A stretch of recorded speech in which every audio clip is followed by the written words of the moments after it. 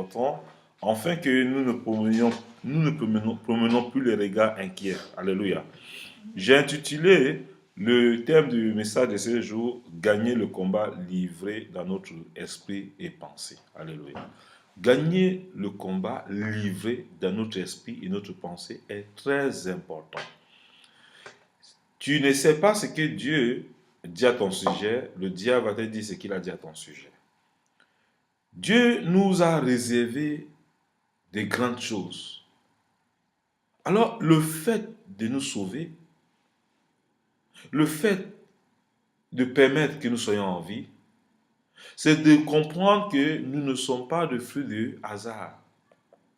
Il nous a maintenus en vie afin que nous puissions aider ceux qui n'ont plus d'espoir à avoir de l'espérance.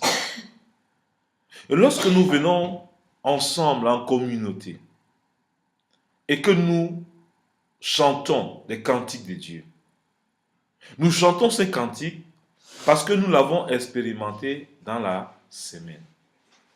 Nous avons expérimenté ce Seigneur dans notre vie. Alors, tu ne peux pas chanter les cantiques de celui que tu ne connais pas. Nous voyons un peu dans le monde, ils sont tellement sincères. Quand ils ont une star, ils imitent ces stars, ils font tout comme ces stars. Alors, je me souviens de la star qu'on appelait Michael Jackson. Tout le monde connaît Michael Jackson. Ils achetaient le CD de Michael Jackson. Ils n'achetaient pas pour orner les maisons, mais ils écoutaient le CD. Et comme ils écoutaient le CD a pris place dans leur âme. Et quand Marc commençait même à chanter, quand vous entendez la musique de Marc, vous voyez les gens commencer à esquisser les épaules à la manière de Michael Jackson. Alors le monde nous apprend des choses que nous devons saisir chez Dieu pour pouvoir avancer. Alors Dieu permet qu'il y ait sa parole, afin que sa parole soit pour nous comme un modèle, comme dans le monde Michael Jackson. Alors nous refusons personnellement de ne pas prendre cette parole. Et quand nous ne prenons pas cette parole, notre esprit et notre âme errent. Vous savez, de la même façon que votre corps a besoin d'être nourri par la nourriture, notre esprit a besoin d'être nourri et notre âme. Ton esprit a besoin d'être nourri par des pensées positives, par des promesses, la promesse de Dieu. Et ton âme a besoin d'écouter ce que Dieu a fait pour toi et ce qu'il fera et ce qu'il fera. C'est pour ça que vous avez vu David. Saul, malgré que Saul savait que David a été choisi par Dieu pour le remplacer, lui croyait à ses propres forces. Mais il laissait David encore en vie parce que David jouait au chalumeau. Et quand il jouait, l'âme de Saul était en joie parce que son âme avait besoin d'écouter ça.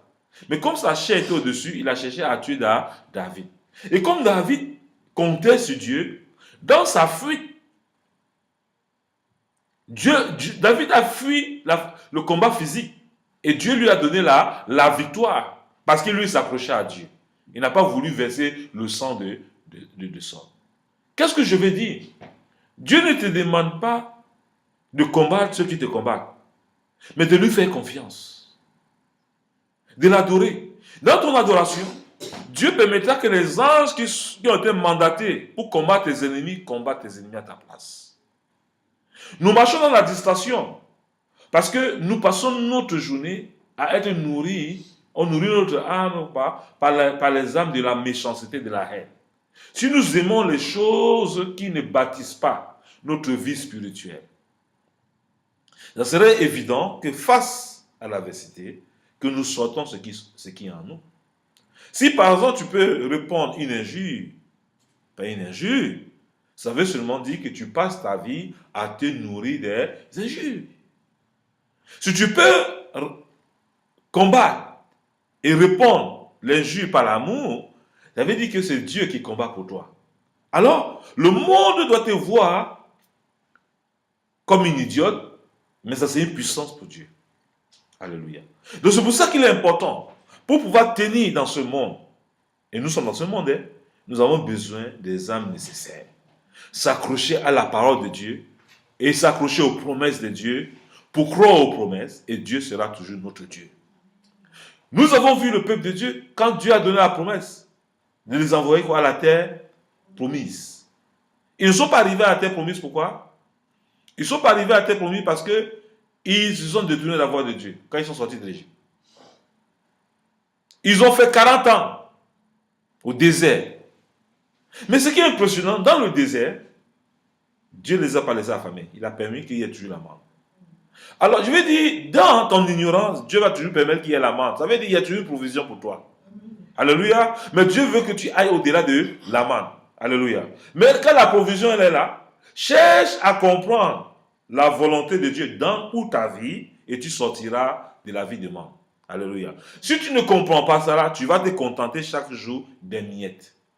Et je vous ai parlé tantôt, l'homme riche et le pauvre Lazare. Le pauvre Lazare s'est contenté de la manne, des miettes. Il pouvait aller au-delà. Mais aller au-delà, c'est de travailler son esprit.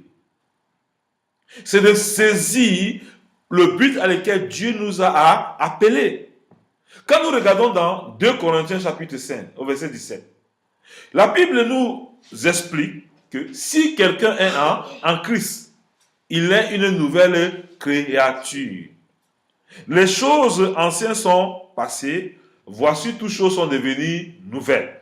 Alors, comment se fait-il que quand tu es en Christ, les choses sont devenues nouvelles pour toi? Elles sont devenues nouvelles parce que le sens de ta priorité change. Quand je ne connaissais pas Dieu, j'étais un abonné des boîtes de nuit. J'étais un abonné des clubs de cigares. J'étais un abonné de temps de temps. Maintenant que tu connais Dieu, tu vas t'abonner avec des livres qui peuvent bâtir ton esprit. Tu dois t'établir la semaine, lire peut-être 2 livres des hommes de Dieu qui t'intéressent, ou bien des sœurs qui ont eu une expérience, pour que ça puisse te bâtir et que Dieu te prépare. Lorsque ton combat viendra, si tu es tombé, Dieu te donne la force de savoir te relever et aider aussi les autres qui sont tombés. Alléluia. Les livres ne nous empêchent pas de tomber dans les épreuves, mais de pouvoir avoir le courage de revenir à Dieu pour qu'il nous rétablisse et que nous puissions avancer. Nous devons changer nos sens de priorité lorsque nous venons à Dieu. Et si nous ne changeons pas nos sens de priorité, on va diluer notre relation avec Dieu. Alors, regardez bien dans 2 Corinthiens, chapitre 5, verset 17. Vous voyez que la parole de Dieu, nous pouvons prendre un verset pour expliquer ces mystères. Vous savez, je dis toujours au peuple de Dieu, ne promenons pas les regards inquiets. Dieu, il est fidèle. Et quand Dieu est fidèle, c'est pour que nous puissions toujours avoir la victoire. La victoire, rien que la victoire, est toujours la victoire. Parce que Dieu, c'est un Dieu de victoire. Dieu n'échoue jamais. Nous pouvons échouer, mais lui, il n'échoue jamais. Alléluia. Et si Dieu n'échoue pas, ça veut dire que là où tu es échoué, Dieu va prendre ton échec là pour le transformer en victoire. Alléluia. Dieu ne peut pas prendre ton échec pour te condamner. Alléluia. C'est pour ça qu'on dit qu'il n'y a plus de condamnation pour ceux qui sont en Christ Jésus. Quand tu es en Christ, il n'y a plus de condamnation. Dieu te dit, repens-toi là où tu es tombé, aie du courage, repens-toi et reviens à moi. Et lorsque tu reviens à Dieu, il te rééquipe pour ta victoire. La provision de ta victoire est là. Tout dépend de ton attitude et de ta confiance en Dieu. Alléluia. Lorsque Moïse est descendu de la montagne, il a constaté que le peuple de Dieu ont abandonné le Dieu pour commencer à adorer le Dieu, le veau d'or, qui ont été bâtis par qui? Par ses collègues, Hugues et Aaron. Alléluia. À cause de la pression du peuple, ses collègues ont écouté les hommes que d'écouter Dieu. Écoutez-moi bien. Dieu dit, malheur à l'homme qui met sa confiance en un homme. Le peuple de Dieu qui vient à l'église, si tu n'as pas reçu une vision claire de Dieu, le peuple de Dieu va te détruire. Le peuple de Dieu, ils ont détruit la vision de Moïse qu'il a confiée à Hugues et Aaron parce qu'ils étaient encore prématurés, ils n'étaient pas encore mûrs. Faites attention à qui vous confiez l'œuvre de Dieu. Hugues et Aaron, les âmes n'étaient pas encore fortifiées, ni l'esprit. Hugues et Aaron, Aaron et Myriam. Alléluia. C'est Myriam et Aaron. Ils se sont laissés séduire par les conseils des anciens autour d'eux. Ils ont conçu un veau d'or. Ils ont pris tout l'or, ils ont conçu un veau parce qu'ils voulaient voir un Dieu physique. Dieu dit, ne représentez pas ma personne par un objet ni une statuette. Faites attention. Dieu voudrait qu'on adore en esprit et en vérité, et non avec une image. Si tu as une image, tu es en train d'adorer un veau d'or. Et ce veau d'or va t'amener la lèpre, va t'amener l'échec, va t'amener la disqualification de ce que Dieu veut faire avec toi. Le peuple de Dieu, ils ont volontairement commencé à adorer le vaudou. Le vaudou, c'est le vaudou. Le vaudou, c'est tout ce que nous pouvons adorer aujourd'hui, les statuettes. Dieu ne t'a jamais demandé d'adorer une statuette. Mais tu l'adores. Il y a d'autres mecs qui mettent la croix de Jésus sur le cou. Jésus n'est plus à la croix. Jésus veut vivre en toi. C'est pour ça qu'il dit dans Apocalypse, chapitre 3, verset 20. Voici, je me tiens à la porte et je frappe. Si quelqu'un entend ma voix et ouvre la porte, j'entrerai chez lui, je souperai avec lui et lui avec moi. Quand tu ouvres la porte de ton cœur, Jésus entre en toi. Jésus commence à te donner quoi? La priorité. La priorité de son esprit, c'est quoi? Il va t'apprendre les vertus de l'esprit que je vous apprends toujours dans Galates. Chapitre 5, verset 22. Il va t'apprendre l'amour, la patience et la joie, la tempérance, la maîtrise de soi. Il ne va pas te laisser te branler lorsqu'il y a le tourbillon. Mais les choses qui nous amènent à ne plus voir la gloire de Dieu, c'est lorsque nous entrons dans un combat charnel. C'est pour ça que j'ai intitulé le thème de mon message, gagner le combat livré dans notre esprit et pensée. Quand tu n'es pas fortifié dans ton esprit, tu vas régner Dieu. Tu vas me dire, comment je peux régner Dieu? Si celui qui a marché avec Jésus, comme Pierre, a pu régner Jésus, et toi? Mais Dieu merci, quand il a régné, Jésus n'a pas abandonné. Il s'est réconcilié. Et Jésus a pris la personne qu'il a régné pour l'établir le chef de son église. J'ai une bonne nouvelle pour toi. Si tu reconnais là où tu es tombé et que tu te repens, Dieu est capable de refaire ce qu'il a dit qu'il va faire avec toi au nom de Jésus. Dieu est capable de faire cela. Donc nous devons nous équiper, apprendre la parole qu'il nous faut pour nourrir notre âme et notre esprit, pour ne pas promener les regards inquiets. Nos pensées, nous devons les entretenir. Nous ne devons pas sortir n'importe quoi de nous. Ce que tu sors de toi exprime ta nature spirituelle. Si tu as facile de juger, ça veut dire que tu es en épave. Tu as besoin d'une restauration. Et avant la restauration, tu n'achètes pas les CD de louanges pour honner ta maison, c'est pour les écouter.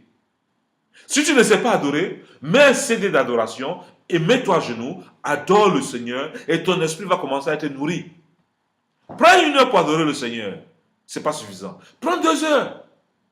Ne prie pas. Écoute l'adoration et adore le Seigneur. Il va te rendre ministère. Quand ton esprit va devenir fort, tu vas commencer à abandonner les choses de la chair.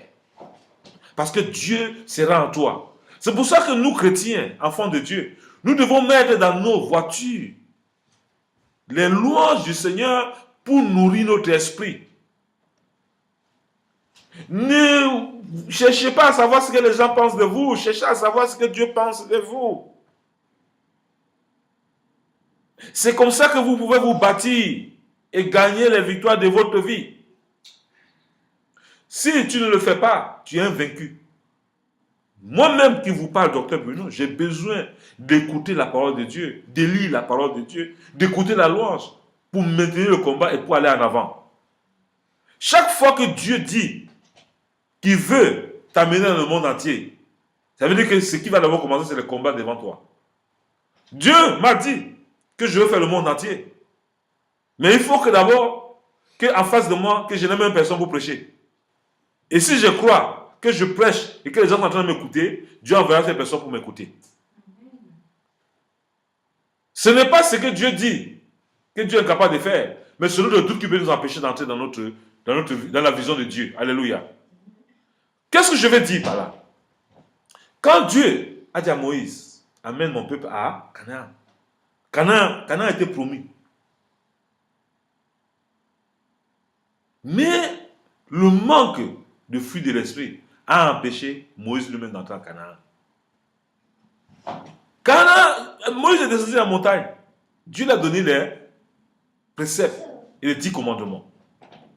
Au lieu de communiquer ces 10 commandements au peuple et laisser que Dieu nourrit l'âme des gens là, il s'est fâché avec sa chair. Il croyait que le combat était charnel. Il a cassé les 10 commandements. Il était encore obligé de remonter à la présence de Dieu pour réécrire les 10 commandements et descendre. Et jusqu'à là encore, il s'est énervé. Il a frappé le rocher. Dieu dit frappe une fois, il a frappé plusieurs fois. Tellement il était énervé. À cause de ça, il n'est pas entré à la terre promise. D'autres personnes sont entrées à sa place. Je veux dire, Dieu peut te promettre que tu vas entrer dans le mariage. Ta colère va t'empêcher d'entrer dans ton mariage. Ton manque de fruit de l'esprit va empêcher de faire ce que Dieu voulait faire avec toi. Ce n'est pas que l'homme de Dieu qui t'a prophétisé est mauvais. C'est toi-même qui n'étais pas établi pour entrer dans ta prophétie. Regardez le roi Josaphat.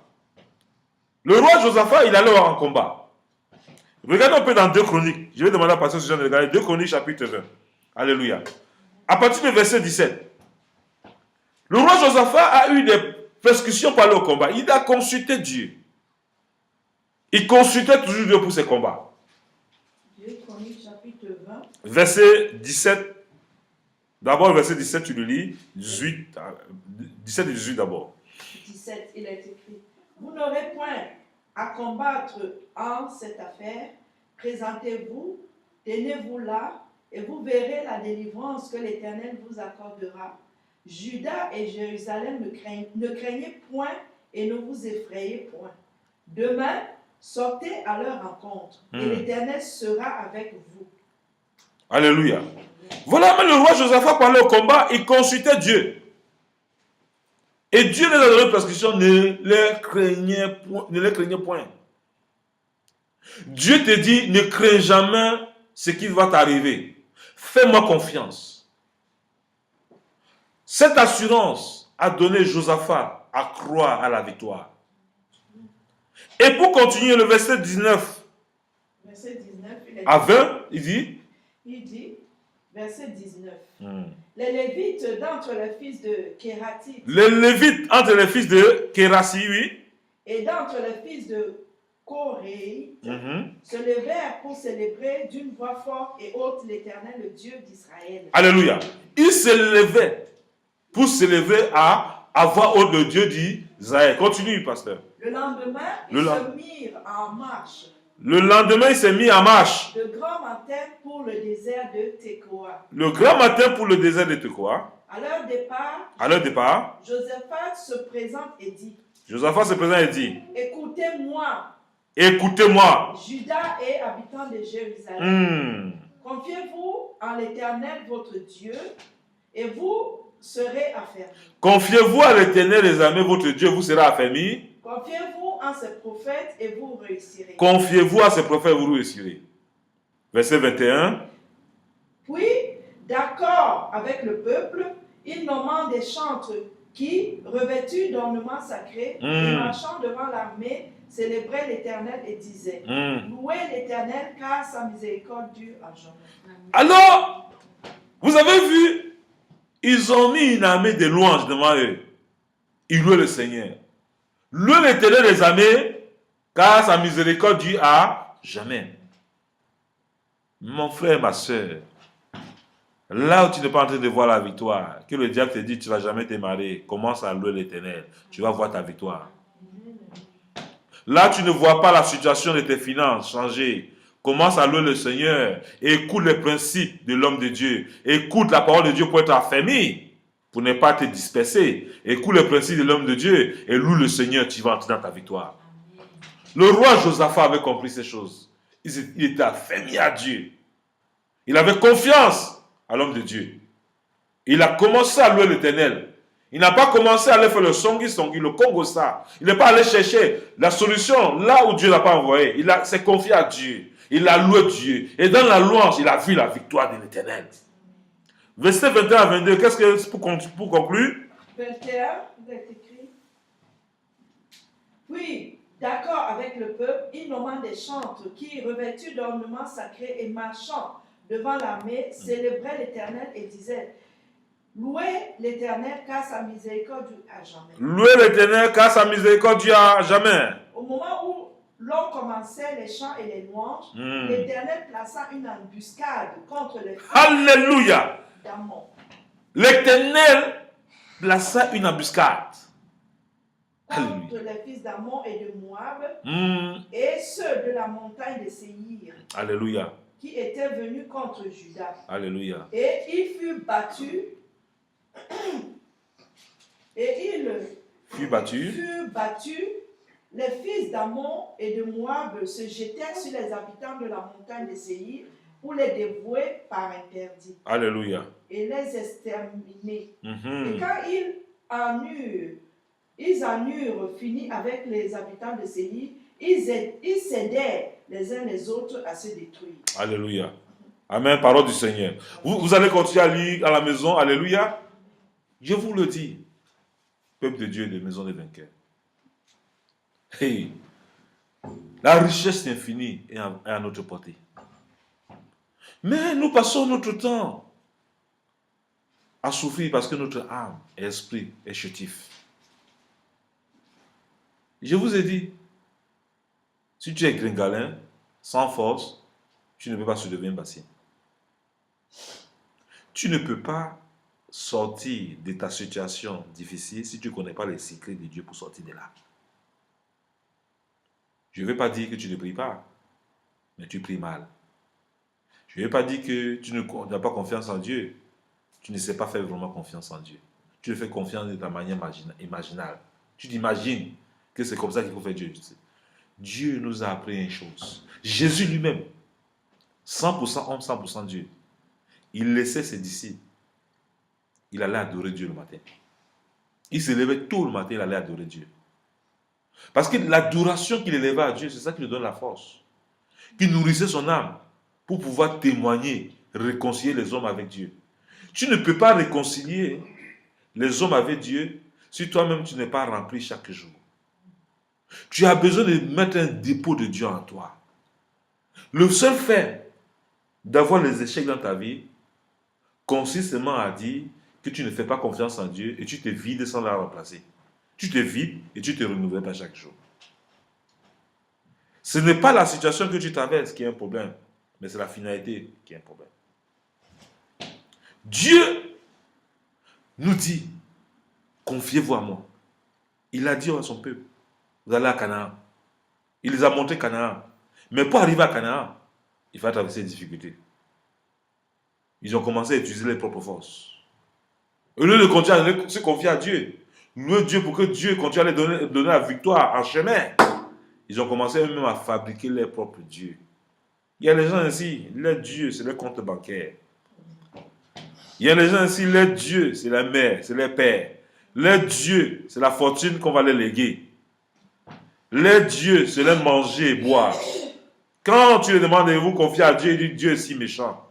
Tu as considéré Dieu pour savoir s'il est méchant ou pas? Quand tu veux utiliser ta voiture, tu vas faire le tour école. Tu fais le tour école pourquoi? Pour marcher selon le guide qu'on t'a prescrit. Dieu t'a engendré et tu vis à ta vie comme tu veux, sans savoir pourquoi Dieu m'a engendré. Dieu a permis que tu sois dans ce monde pour que tu te maries et que tu procrées. Toi-même, tu te maries, tu décides de ne pas procréer. Tu offenses Dieu. Tu dois te repentir. C'est important. Tu es égoïste. Si Dieu savait que tu étais inutile, il ne devait pas permettre que tu sois né. Si Dieu permet que tu sois né, c'est pour procréer. Tu ne procrées pas, tu as un problème avec Dieu. Non, je ne sais pas comment prendre soin de ses enfants. Dieu t'a demandé de t'inquiéter pour le lendemain. Il te dit qu'il y a la manne pour chaque jour. Tu dois entrer dans le guide de Dieu. Dieu te dit, il faut te marier. Tu vis dans ton concubinage. Tu appelles ton concubinage mari, femme. Ce n'est pas ta femme. Tu es dans le péché. Aie du zèle. Repends-toi. Et demande Dieu de t'amener dans l'alliance du mariage. N'aie pas peur. Aie du courage comme le roi Josaphat. Et loue le Seigneur va te donner ton mariage. Tu as peur d'abandonner cet homme. Tu as peur d'abandonner cette femme parce que tu peux plus avoir ta femme. C'est faux. Il y a ta femme qui a été pourvue. Dans l'homme, il y a une côte. La côte est sortie. Tu vas retrouver ta côte. Tu vas retrouver ton homme. Tu vas retrouver ta femme. Et tu seras heureuse. Et tu seras heureux. Dieu ne t'a pas envoyé sur cette terre pour que tu subisses. Les enfants ne sont pas un obstacle pour ta joie. Peut-être dans ton erreur où tu es tombé, il y a un enfant qui est venu. Et tu crois que ta destinée est liée à cette personne. J'ai une bonne nouvelle pour toi ce matin. Confie-toi à Dieu. Dieu te donne ton véritable mari qui sera un père, mais non un géniteur. Il y a plein de géniteurs, mais il y a des vrais pères. Et du courage. Et crois en Dieu. Dieu est capable de t'amener là-bas. Alléluia. Tu n'es pas si vieux pour te marier. Sarah, à quel âge elle a eu conçu son enfant? Abraham, à quel âge? Tu n'es pas vieux. Refuse les gens qui t'appellent, qui t'apportent les pensées négatives, qui veulent tuer ton esprit et ton âme. Renouvelle ton âme. Renouvelle tes pensées. Même à tes 70 ans là, même tes 70 ans là, tu vas te marier. Dieu peut te marier. Dieu est un faiseur de mariage. Dieu peut restaurer tes finances. Alléluia. Dieu peut faire, on efface toutes tes dettes. Alléluia. Dieu peut faire. Qu'est-ce qui est impossible à Dieu? Fais confiance en Dieu. Alléluia. C'est pour ça que j'ai écrit ici. Nos pensées. Nous devons tenir ferme dans les épreuves. Philippiens 4, verset 6 nous dit quoi? Nous devons tenir ferme. Nous devons tenir ferme. Dans Philippiens 4, verset 6 nous dit quoi? Nous devons tenir ferme dans les épreuves. Nous devons méditer sur la fidélité de Dieu. Nous devons adorer le Seigneur. C'est très important. Philippiens 4, verset 6 nous dit quoi, pasteur Suzanne? Verset 16. Verset 6. Verset 6. 4, 6. Ouais. Il est écrit, ne vous inquiétez de rien. Ne vous inquiétez de rien. Mais en toutes choses. Mais en toutes choses. Faites connaître vos besoins à Dieu. Faites connaître vos besoins à Dieu. Par des prières. Par des prières. Des supplications. Des supplications. Avec des actions de grâce. Des actions de grâce. 3 choses. De prières, de supplications et des actions de grâce. Jusqu'à quand ça fait tes demandes par des prières, des supplications et des actions de grâce? Quand on te dit prière, tu pries. Des supplications, oh Dieu, tu implores Dieu dans ta louange. Les actions de grâce, c'est quoi? Les dons, la générosité. Tu le fais, les actions de grâce. C'est ça qu'on appelle actions de grâce. C'est des choses que tu dois savoir pour gagner la victoire dans chaque épreuve de ta vie. Ce n'est pas tes soucis qui peuvent changer tes épreuves. C'est Dieu seul qui peut te donner la victoire. Tu ne sais pas donner les actions de grâce. Tu ne sais pas faire la supplication. Et tu veux les victoires. Peuple de Dieu, moi, votre papa, je me bats à mon niveau. Je donne les actions de grâce à Dieu. Je refuse de me morfondre dans une situation que je ne peux pas régler de moi-même. Et je dis, Dieu va m'aider. C'est pour ça qu'il dit, Dieu est capable. Il dit toujours, Dieu est fidèle. Je préfère dire que Dieu est fidèle parce qu'il est fidèle. Ce qu'il dit, si ça tarde, attends-là. Elle s'accomplira certainement. Dieu n'échoue jamais. Tu peux échouer, mais quand tu comptes sur Dieu, tu n'échoues pas. Parce qu'il veille sur sa parole pour l'accomplir. Alléluia. Donc je nous encourage à garder nos regards fixés sur Dieu, qui est capable de nous donner la victoire, l'espérance où nous attendons. Vous avez vu, le peuple de Dieu est resté au désert à cause de quoi? Le manque de fixation de la confiance en Dieu. Ils ont commencé à fixer leur confiance sur leurs propres forces physiques et mentales. Donc je nous encourage, peuple de Dieu, à la maison des vainqueurs, à ne jamais perdre espoir, à continuer à espérer en Dieu, toujours espérer et toujours lui faire confiance. Notre Dieu n'échoue jamais. Nous pouvons échouer, mais lui n'échoue pas. C'est pour ça que nous devons toujours revenir courageusement, nous repentir comme l'apôtre Pierre. Là où on est tombé, repens-toi. Dieu va te reprendre là-bas pour te rétablir la pierre angulaire pour son œuvre. Et Dieu est capable de faire. Ta joie ne dépend pas des hommes. Ta joie dépend de Dieu. Ton bonheur dépend de Dieu ne dépend pas des hommes. Ton élévation dépend de Dieu, pas des hommes. Ta protection ne dépend pas des hommes, mais de Dieu. Ta victoire ne dépend pas des hommes, mais de Dieu. Ton mariage ne dépend pas des hommes, mais de Dieu. Tes enfants ne dépendent pas des hommes, mais de Dieu. Ta réussite ne dépend pas des hommes, mais de Dieu. C'est pour ça que nous devons garder toujours notre confiance en Dieu. Pendant le combat, attachez-vous à la parole du Seigneur. Toujours vous attacher à la parole du Seigneur. Rappelez-vous toujours d'Éphésiens chapitre 6, au verset 10 à 11. Le bouclier de notre foi, c'est cette parole. Cher frère, mon fils, attache-toi. Les livres que tu peux lire ne peuvent jamais comparer à cette Bible. C'est de la Bible que ce monde a été créé. Tout a été établi à partir de la Bible. Joseph a établi l'intendance de l'Égypte. Et c'est sur le système de Joseph que l'intendance du monde entier est établie jusqu'à nos jours. Il n'y a pas de nouvelle intendance que l'intendance de Joseph. C'est à partir de là que l'intendance est créée. Et je veux vous dire une chose. La sagesse ne s'apprend pas. C'est Dieu qui donne la sagesse. Dans le monde, on croit qu'on apprend la sagesse. Mais c'est Dieu qui nous donne. Alléluia.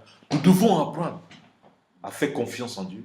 Pour que Dieu nous donne la véritable sagesse qui vient de lui. Le plus souvent, on dit non, tu n'es pas sage. Non.